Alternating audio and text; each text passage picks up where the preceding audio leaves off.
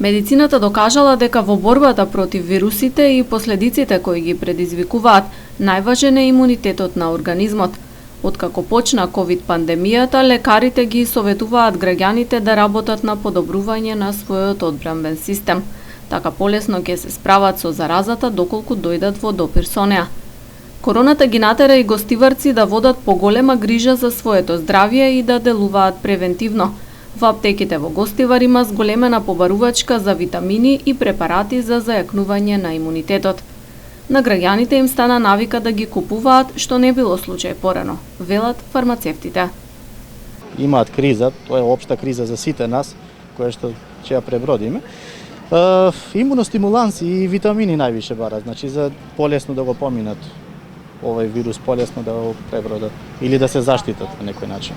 Значи може да кажеме дека со тоа порасна и свеста и грижата за сопственото здравје и... Па порано или покасно да, апсолутно да, дека мора да се.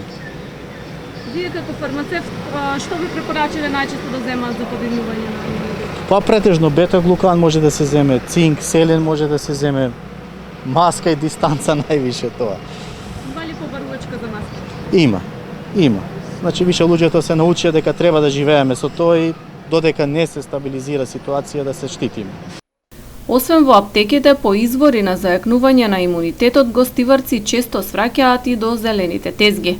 Продавачите велат граѓаните периодов редовно купуваат поголеми количини овошје и зеленчук, особено лимуни за кои се знае дека содржат многу витамин С.